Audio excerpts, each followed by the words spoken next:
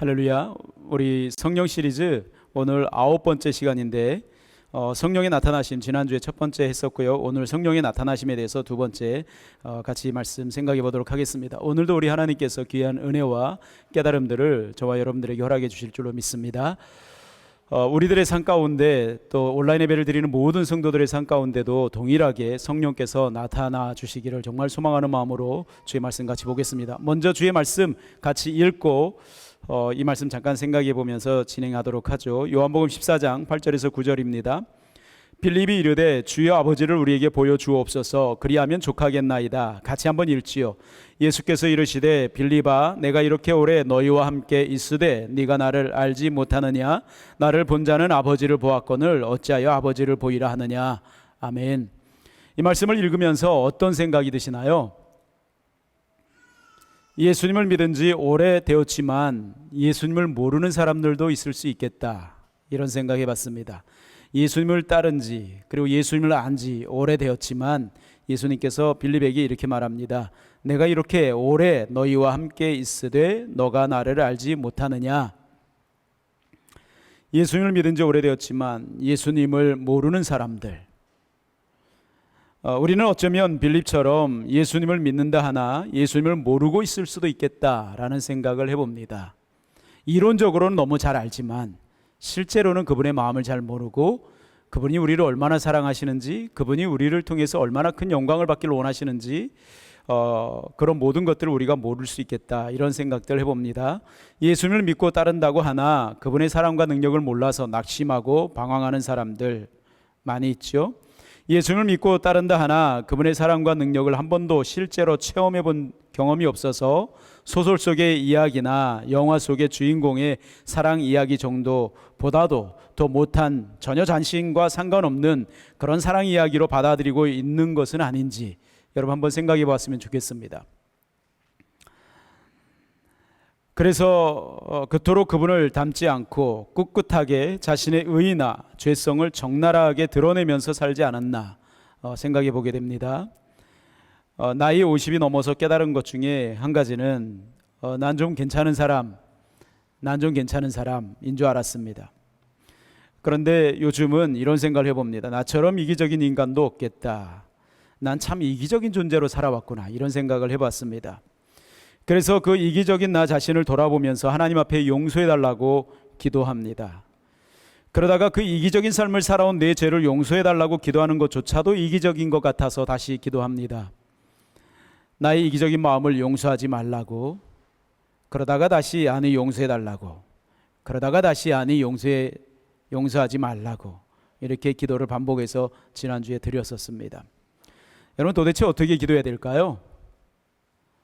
이기적인 주님의 마음, 주님의 나라, 주님의 교회, 이웃들 생각하지 않고 내 마음대로, 내 감정대로, 내 삶에 충실하게, 내 욕구에 아주 충실하게 살았던 이 나의 삶, 이런 삶들을 하나님 앞에 어떻게 해달라고 기도해야 될까요? 용서해달라고 기도해야 될까요? 아니면 용서하지 마시고 책망해달라고, 심판해달라고 기도해야 될까요? 저는 헷갈립니다. 이기적인 나를, 이기적인 삶을 살았던, 그렇게 살아왔고 그렇게 결정했던 나를 하나님 용서해달라고 기도하는데 그게 헷갈립니다. 이게 맞는 기도인지, 아니면 용서하지 말고 책망해 주세요, 심판해 주세요, 이렇게 기도하는 게 맞는 건지 헷갈린다고요.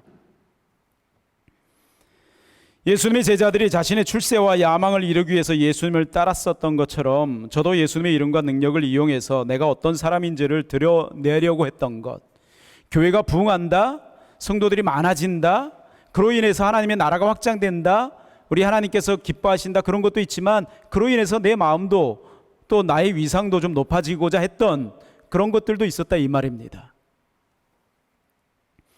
아주 내 감정과 삶에 충실했던 삶을 살았음을 인정합니다. 오늘 말씀을 통해 우리 모두 참된 주의 제자로 변화되길 소망해 봅니다.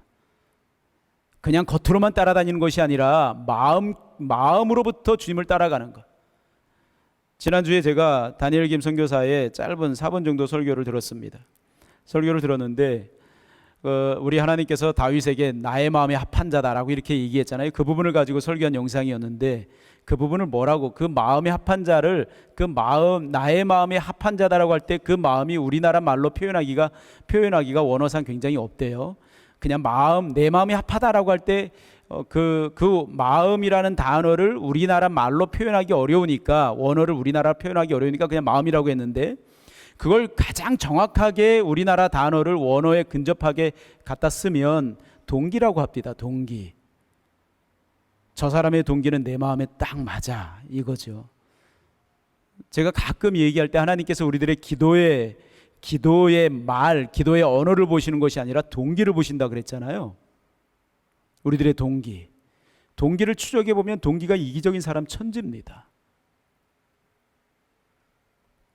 오늘 말씀을 들으면서 주님의 정말 말로만 아니면 그냥 생각으로만 따라다니는 것이 아니라 실제로 우리들의 마음 가운데, 실제 우리들의 삶을 다해서, 우리들의 생명을 다해서, 우리들의 정성을 다해서 주님을 따라갈 수 있는 이런 시간들 되었으면 좋겠습니다.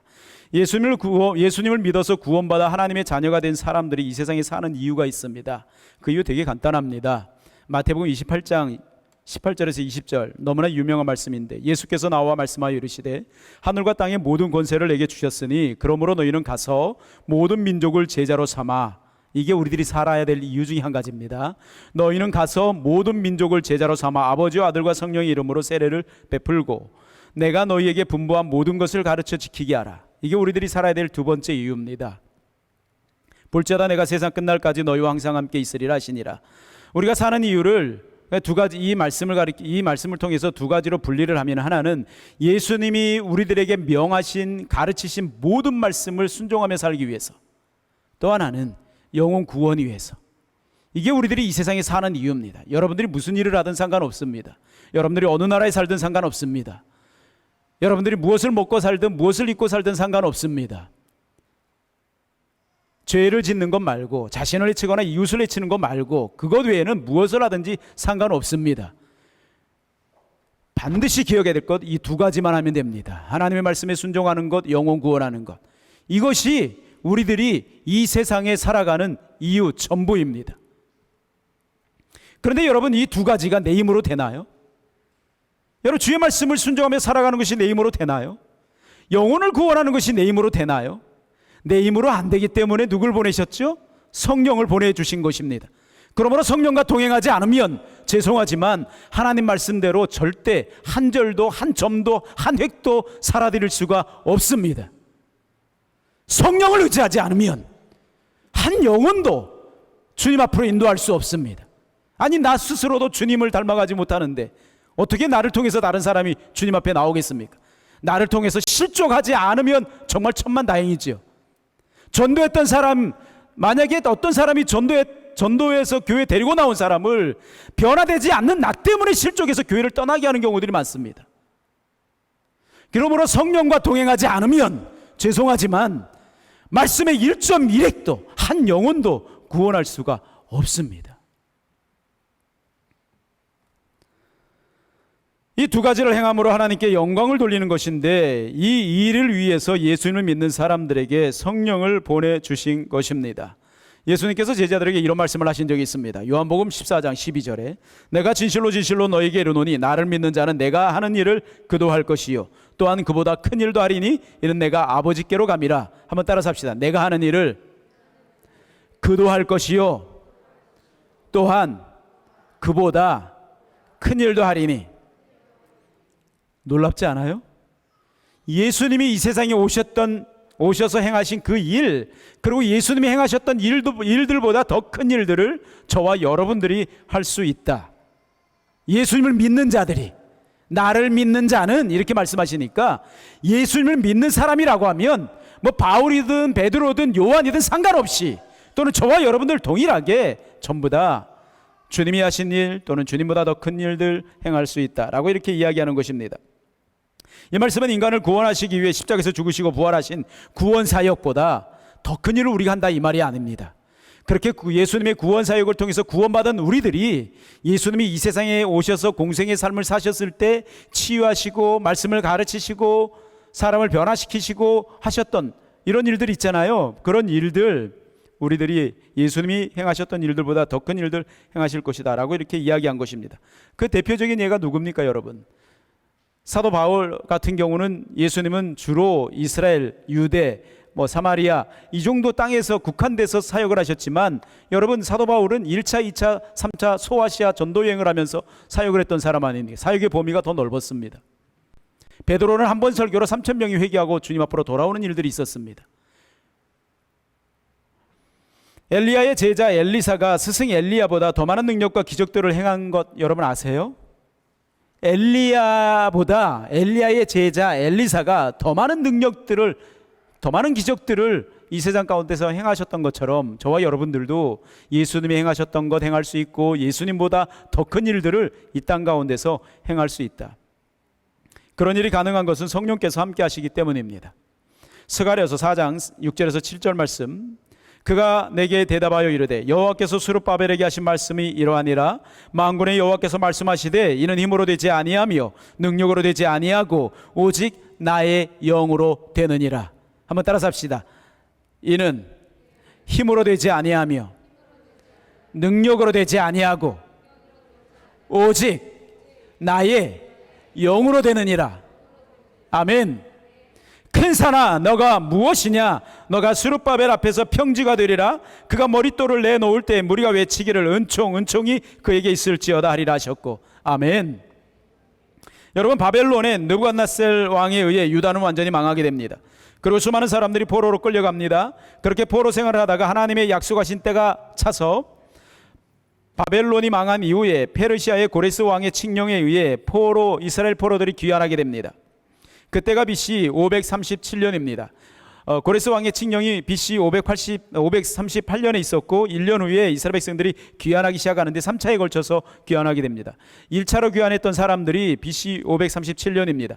그렇게 귀환하고 돌아와서 1년 후에 536년에 초토화된 성전을 건축하기 시작합니다. 그러나 반대하는 사람들이 생겨나기 시작합니다. 이스라엘 사람들은 생업에도 매달리다 보니까 성전 건축은 중단되고 일상적인 삶에 이렇게 바빠지게 되었습니다.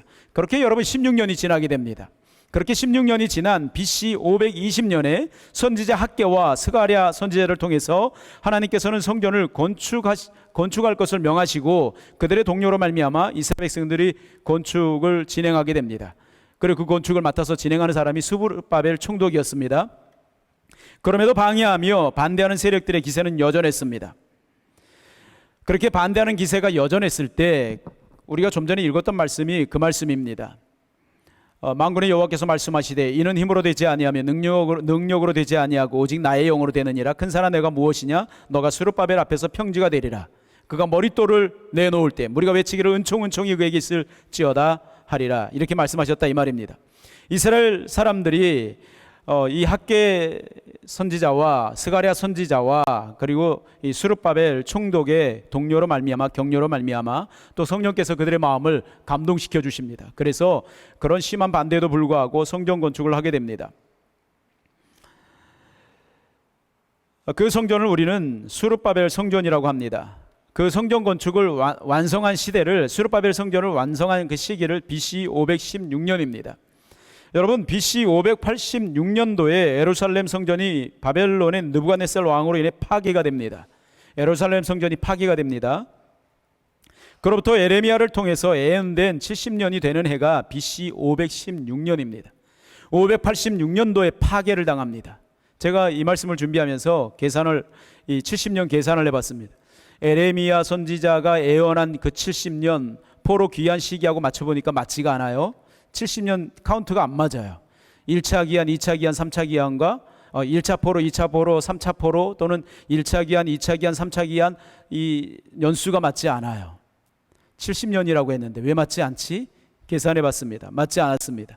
그런데 여러분, 놀라운 것은 BC 586년도에 예루살렘 솔로몬 성전이 완전히 파괴됐던 그 해부터 시작해서 스룹바벨 성전이 완전히 회복됐던 그 시기가 딱 70년입니다.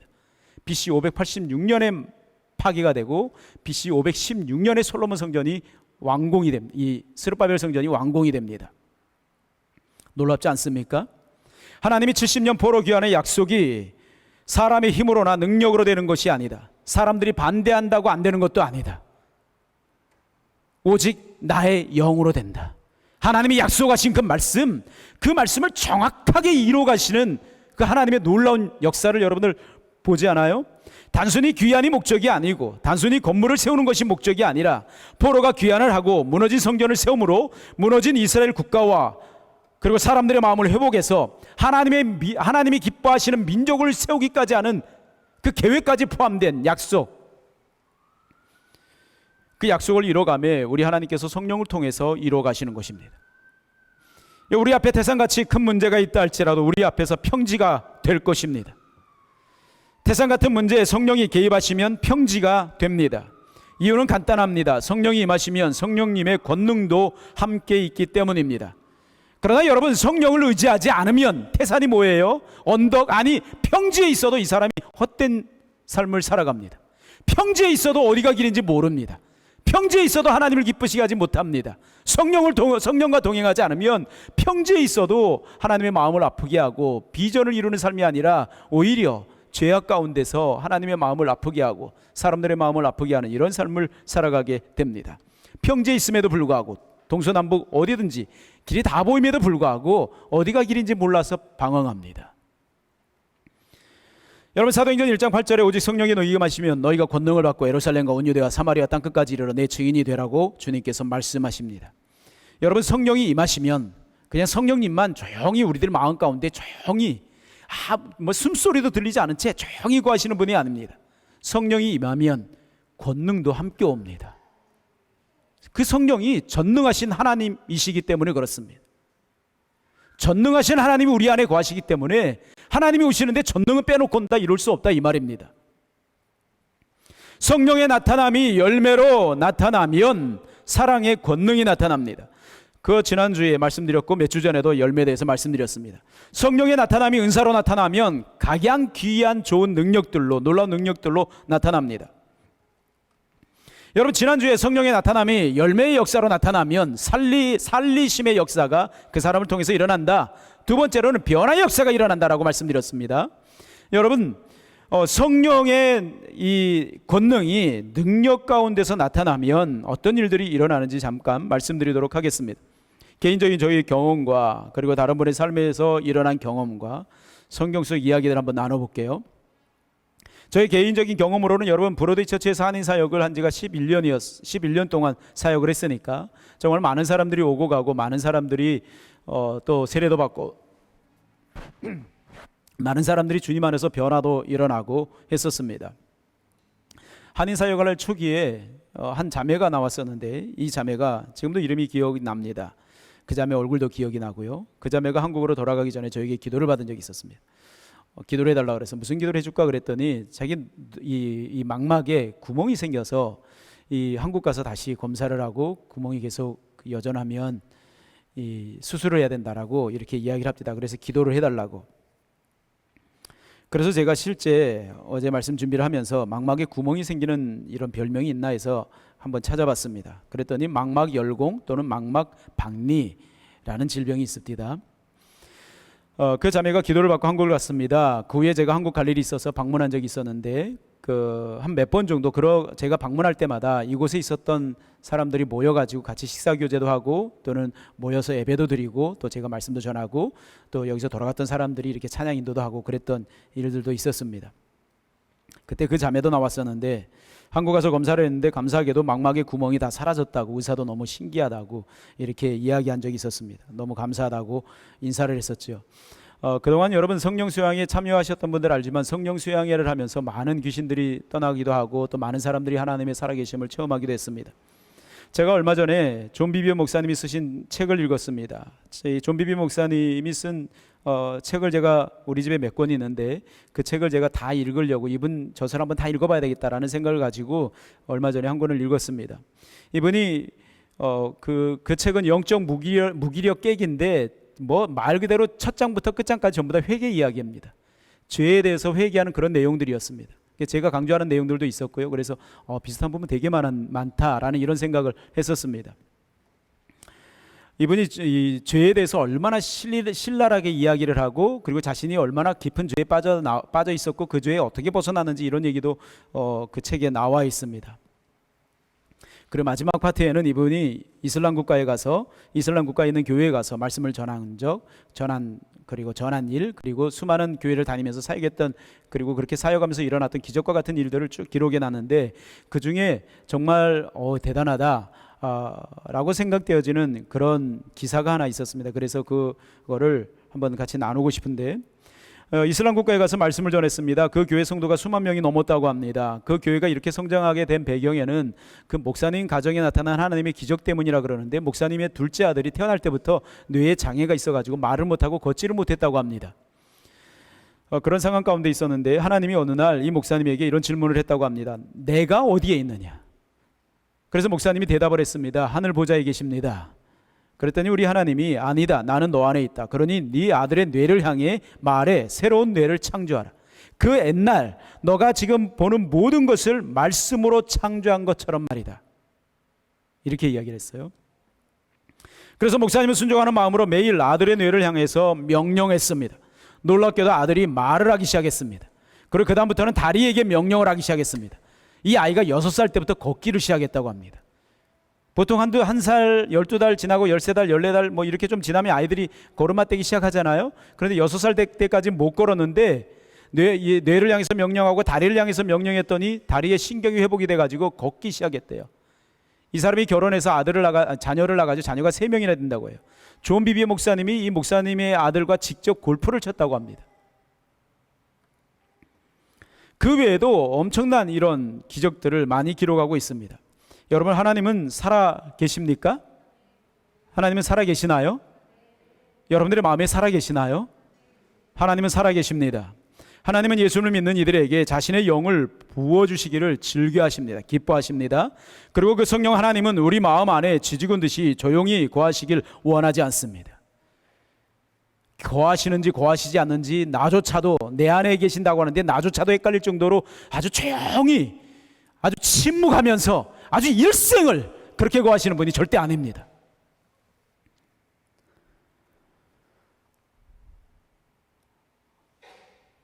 적극적으로 활동하시면서 나타나기를 원하십니다. 예수님의 사랑과 능력을 나타내서 사람들을 구원하시기를 원하시고 변화시키시기를 원하십니다. 성경에는 수많은 능력들이 기록되어 있죠. 창세기부터 시작해서 요한계시록까지 뭐 성경에 등장하는 기적들 하면 어마어마합니다. 여러분, 특별히 사도행전 2장에는 오순절이라는 이스라엘 명절일에 성령이 임한 사건이 구체적으로 기록되어 있고, 그렇게 성령 충만 받은 사람들이 어떤 삶을 살았는지 사도행전 28장까지 쭉 기록되어 있습니다. 그래서 사도행전 매장이 기적이고 매장이 은혜입니다. 제가 오늘 말씀을 준비하면서 사도행전 28장 1장부터 28장, 특별히 성령이 임하셨던 2장부터 28장 마지막까지 우리 성도들과 나누고자 우리 이 시간에 좀 나눴으면 하는 기적들은 뭐가 있을까 묵상하고 기도하고 하나님 어떤 말씀을 나눌까요 하다가 이 말씀을 골랐습니다. 이 내용을 한 절 한 절 읽으면서 간단하게 해설해 드리겠습니다. 사도행전 20장 6절에서 12절입니다. 우리는 무교절 후에 빌립보에서 배로 떠나 닷새만에 드로아에 있는 그들에게 가서 이래를 머무니라. 사도 바울이 저 선교팀과 함께 드로아에 가서 일주일 7일 정도 머물렀다, 이렇게 이야기합니다. 7절에 그 주간의 첫날에, 여기서 그 주간의 첫날은 토요일 저녁입니다. 토요일 저녁에서 월요일이 넘어가는 그 시기인데, 그 주간의 첫날에 우리가 떡을 떼려 하여 모였더니 바울이 이튿날 떠나고자 하여 그들에게 강론할세 말을 밤중까지 계속하며, 이 설교가 좀 길어졌던 것 같아요. 우리가 모인 윗다락에 등불을 많이 켰는데 유두고라는 청년이 창에 걸터 앉아 있다가 깊이 졸더니 바울이 강론하기를 더 오래하며 졸음을 이기지 못하여 3층에서 떨어지거늘 일으켜보니 죽었는지라. 바울이 내려가서 그 위에 엎드려 그 몸을 안고 말하되 떠돌지 말라, 생명이 그에게 있다 하고 올라가 떡을 떼어 먹고 오랫동안 곧 날이 새기까지 이야기하고 떠나니라. 사람들이 살아난 청년을 데리고 가서 적지 않게 위로를 받았더라. 아멘. 이 본문의 주 교훈은 무엇일까요? 설교를 길게 하면 사람이 졸다 죽는다. 그러므로 설교를 짧게 해라, 이거죠. 지금 그겁니다라고 말하고 싶은 사람들 많이, 그건 아니죠 여러분. 제가 되도록이면 좀 짧게 찬양도 한 곡 좀 줄여라, 마스크 쓰고 찬양이 힘드니까 해서 찬양도 하는데 제가 설교를 좀 더 짧게 하려고 애를 쓰고 있습니다. 여러분 10절에 보니까 바울이 내려가서 그 위에 엎드려 그 몸을 안고 말하되 떠들지 말라, 생명은 그에게 있다, 이렇게 말합니다. 이 떠들지 말라가 영어 성경으로 Don't be alarmed, 이게 무슨 뜻인가 찾아봤더니 겁먹지 마라, 두려워하지 마라, 놀라지 마라 이 말입니다. 우리말로는 떠들지 마라 이 말인데 겁먹지 마라, 두려워하지 마라, 놀라지 마라. 여러분, 우리들의 삶 가운데 태산과 같은 문제들이 많이 있지요. 제가 지난주에 간증 영상 하나 들었습니다. 우리나라 제 연배 되신 분들은 굉장히 잘 아실 것 같은데, 우리나라 한동안 유명했던 신바람 박사로 유명한 그 황수관 박사님, 그 전에 황수관 박사님은 개신교인이었고요. 그 전에 나왔던 목사님이 이 엔돌핀으로 굉장히 유명한 이상구 박사님이십니다. 이상구 박사님이 TV에 나와가지고 굉장히 유명해졌고, 그 다음에 나오셨던 분이 황수관 박사님인데, 이분이 여러분 제7일 안식일 교인이었습니다. 미국에서 의사였고요. 이분이 기독교 채널 CBS 새롭게 하소서 나와가지고 간증을 하는 영상을 들었습니다. 이분이 미국에서 의사 노릇을 하면서, 의사 생활을 하면서 물질을 어마어마하게 벌어가지고 요트도 있었고 별장도 있었고 좋은 차도 2대나 있었고 아주 큰 저택도 있었대요. 그런데 어느 날 갑자기 마음에 두려움이 생기더래요. 이거 다 잃어버리면 어떡하지? 그리고 자기가 이런 사람들 고치는 일을 하는데 나도 암 걸리면 어떡하지?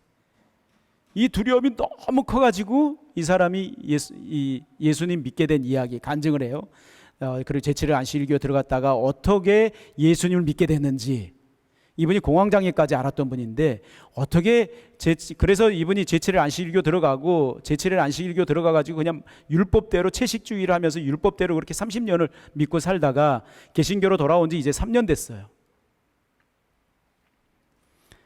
여러분, 떠들지 마라 이 말은 겁먹지 마라, 두려워하지 마라, 놀라지 말라. 이유가 있습니다. 태산 같은 문제가 있다 할지라도 겁먹지 마라, 두려워하지 마라, 놀라지 말라. 이유가 있습니다. 성령 하나님이 함께 하시면 다 감당할 수 있기 때문에 그렇습니다. 성령 하나님이 우리 앞을 가로막고 있는 문제에 나타나게 하려면 어떻게 해야 할까요?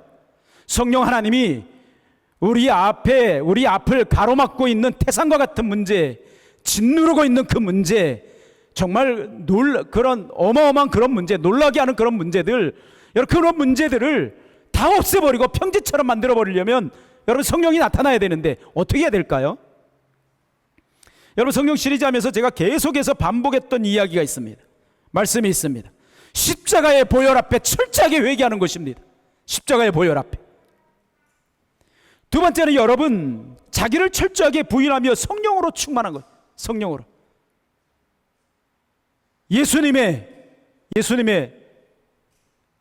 겸손함, 예수님의 거룩함, 예수님의 정직함, 이거하고 대꾸되는 게 뭐예요?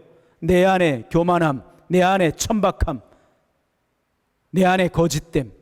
예수님의 거룩함과 천박함을 서로 대비해서 놓은 이유가 있겠지요.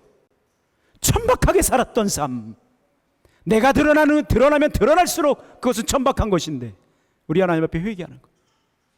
우리 마지막 찬양이 여러분 뭐였어요? 마지막 찬양 마지막 가사가 다른 거 다 원하지 않고 오직 주님만 예배하는 자 되길 원합니다. 여러분 정말 그래요? 저는 그 찬양하는데 마음에 걸리던데요. 원하는 거 좀 많아요. 원하는 거 많아요. 나 원하는 거 전혀 없고 오직 주님만 경배하길 원해요 이랬는데 원하는 게 있어요. 원하는 게 굉장히 많아요. 우리 하나님 앞에 기도했어요. 그 찬양 그 마지막 가사 앞에 하나님 정말 저 찬양 가사처럼 살아갈 수 있도록 도와주십시오. 하루에 한 끼만 먹어도 정말 작은 평수에서 이렇게 정말 작은 평수에서 1평도 안 되는 집에서 그렇게 산다 할지라도 정말 하루에 한 끼만 먹으면 산다 할지라도 하나님 앞에 예배하며 하나님 앞에 감사하며 하나님 앞에 찬양하며 그렇게 살아가게 해달라고.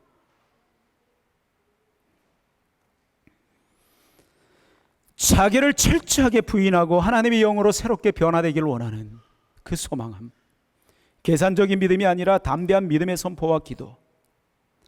우리 집에 조이가 유방암에 걸렸대요. 그래서 제가 하나님 앞에 기도를 틈나는 대로 해주고 있어요. 만지면 만져져요. 그런데 기도하면서 이런 생각이 들어요. 얘는 자기 믿음은 전혀 필요 없겠다. 내가 기도하는지 아니면 내가 뭘 하는지 전혀 모르니까, 하나님에 대한 인식도 없으니까, 기도에 대한 비밀도 모르니까 이건 100% 내 믿음으로 되겠구나. 이 사람, 내가 만약 여러분들을 위해서 기도한다면 여러분들의 믿음이 필요하지요. 역사하는데. 그런데 동물 같은 경우는 동물의 믿음이 필요한 거는 전혀 없죠. 내 믿음만 필요하죠. 내 믿음만.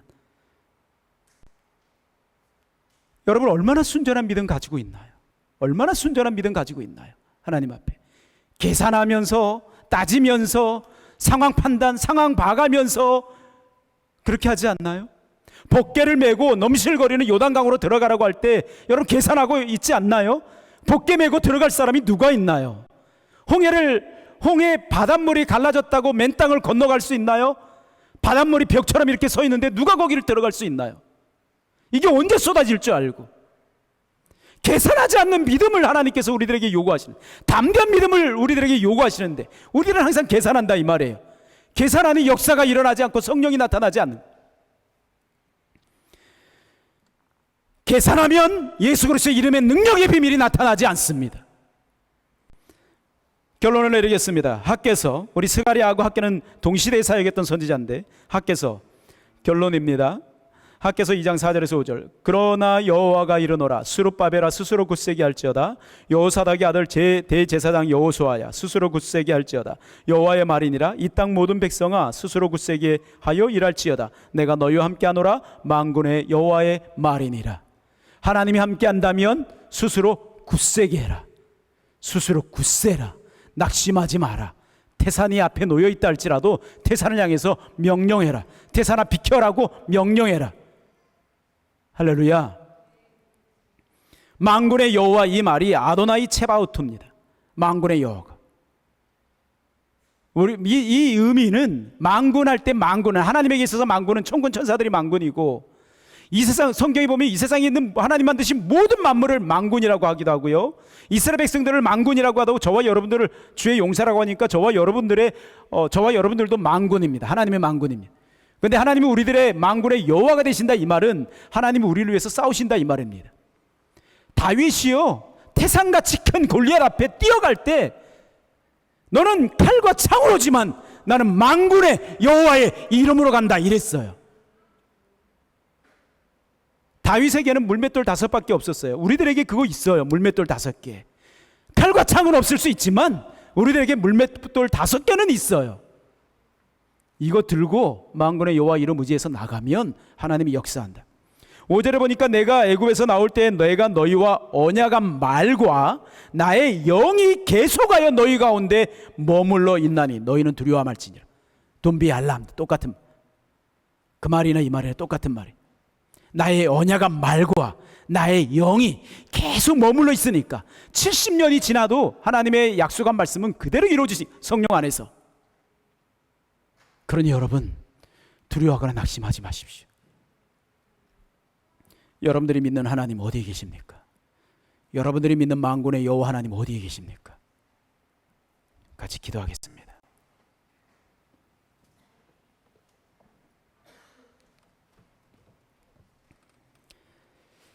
우리 하나님 앞에 오늘 말씀 기억하면서 하나님 앞에, 하나님은 우리를 통해 우리에게 성령을 보내주신 이유는 성령이 생수의 강처럼 흘러나도록, 성령이 나타나도록 하기 위해서 우리를 보내주신 것입니다. 그로 말미암아 이 세상이 변화되기 위해서요.